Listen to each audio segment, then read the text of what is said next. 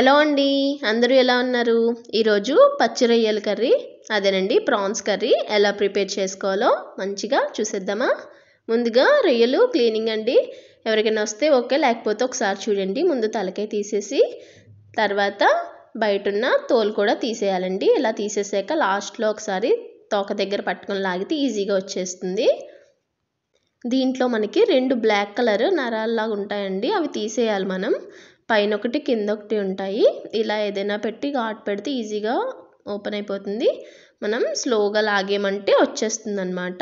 ఇవి తినకూడదండి, అందుకని క్లీన్ చేసేటప్పుడు వీటిని కంపల్సరిగా తీసేసి వండుకోవాలన్నమాట. మనం కింద కూడా ఉంటుందండి ఒకటి, అది కూడా అలా మనం తీసేసుకోవాలన్నమాట. పిన్నేస్తో కానీ దీంతో కానీ తీసినా ఈజీగానే వచ్చేస్తుంది. కంపల్సరీ ఇవి తీసేసి వండుకోండి. మీకు ఇది ఎలా క్లీన్ చేసుకోవాలో తెలిస్తే స్కిప్ చేసేసుకోండి, ఏం పర్లేదు. ఇవన్నీ ఇలా రెడీ చేసుకొని నీట్గా వాష్ చేసుకొని పెట్టుకోండి. ఇప్పుడు దీంట్లో 1 స్పూన్ కారం వేసుకోండి, అలాగే 1/2 స్పూన్ పసుపు, ఒక 1/2 స్పూన్ వరకు సాల్ట్ అండి. సాల్ట్ అనేది ఎక్కువ వేసేసుకోకండి, ఓన్లీ మనం ఇప్పుడు వేసిన ఇంగ్రీడియంట్స్ అనేవి జస్ట్ రొయ్యలకి ఎంతవరకు అవసరం పడతాయో అంత వేసుకుంటే సరిపోతుంది అనమాట. ఇప్పుడు వీటన్నిటిని బాగా మసాజ్ చేస్తూ ఒక 2 మినిట్స్ మిక్స్ చేసేసుకోండి. ఇలా చేసి పక్కన పెట్టేసుకుంటే ఏంటంటే చక్కగా ముక్కకు బాగా పట్టి ఉంటాయి అన్నమాట. ఇప్పుడు స్టవ్ ఆన్ చేసి గిన్నె పెట్టుకొని అందులో 3 స్పూన్స్ ఆయిల్ వేసుకొని ఒక రెమ్మ కరివేపాకు వేసుకోండి. అలాగే ఒక మీడియం సైజు 2 ఉల్లిపాయలను చిన్న ముక్కలుగా కట్ చేసి వేసుకోండి. 3 పచ్చిమిర్చి కూడా సన్నగా కట్ చేసి వేసుకోండి. వీటన్నిటిని ఇప్పుడు మూత పెట్టి మగ్గించుకోవాలి. ఇవి మంచి కలర్ వచ్చేంత వరకు చక్కగా మగ్గిపోయేంత వరకు ఫ్రై చేసుకోవాలన్నమాట. చూడండి, ఇలా ఫ్రై అయితే సరిపోతుంది. ఇలా ఫ్రై అయిన దాంట్లో ఒక పెద్ద సైజ్ టమాటా ఒకటి చిన్న ముక్కలుగా కట్ చేసి వేసుకొని టమాటా అనేది పచ్చివాసన పోయేంత వరకు మగ్గించుకుంటే సరిపోతుందన్నమాట. ఒక 2 మినిట్స్ మూత పెట్టి ఫ్రై చేసుకుంటే ఈజీగా మగ్గిపోతుంది. ఇప్పుడు మనం మసాలా ప్రిపేర్ చేసుకుందాము. ఒక మిక్సీ జార్ తీసుకొని 2 ఇంచుల అల్లం చిన్న ముక్కలుగా కట్ చేసి వేసుకోండి.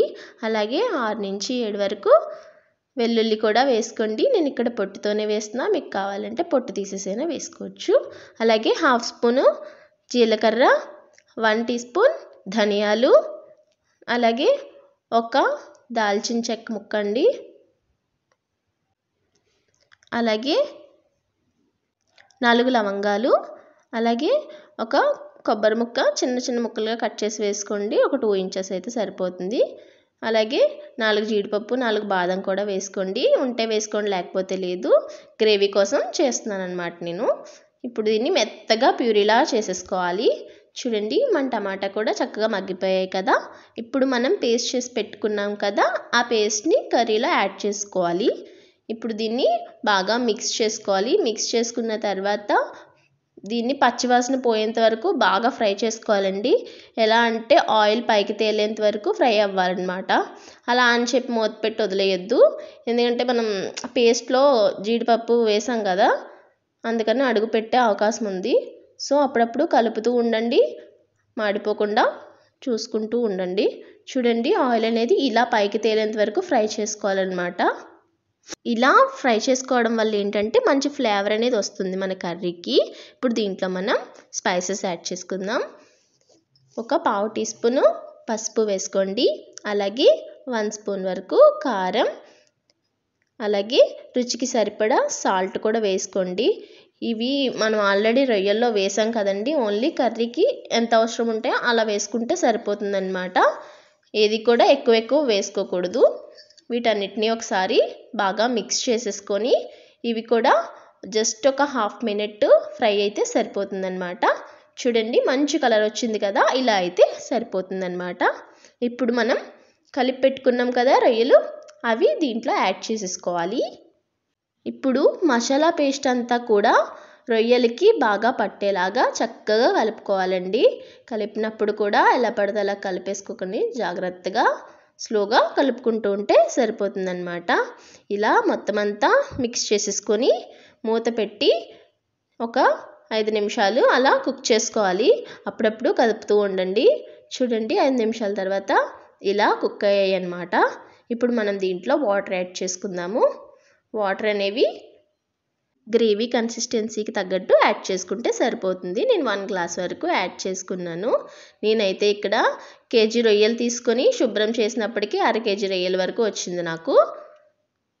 దీంట్లో కొంచెం కొత్తిమీర వేసుకొని మూత పెట్టి ఒక 15 నిమిషాలు ఉడికిస్తే చూడండి దగ్గర పడిపోయింది కదా. ఇలా దగ్గరికి అయ్యేంత వరకు కుక్ చేసుకుంటే సరిపోతుందన్నమాట. లాస్ట్లో కొంచెం కొత్తిమీర కూడా యాడ్ చేసేసుకొని ఒకసారి మిక్స్ చేసుకొని ఉప్పు సరి చూసుకోండి. ఉప్పు సరిపోకపోతే ఈ టైంలో యాడ్ చేసుకోండి. అంతేనండి, రొయ్యల కర్రీ అనేది రెడీ అయిపోయింది. ఇప్పుడు దీన్ని అన్నంలో కానీ, రోటీలో కానీ, బిర్యానీలో కానీ దేంట్లోకైనా సరే చాలా బాగుంటుంది. మీరు కూడా తప్పకుండా ట్రై చేయండి. ఎలా కుదిరిందో కమెంట్ చేయండి. వీడియో నచ్చితే లైక్ చేసి సబ్స్క్రైబ్ చేసుకోండి. Thank you.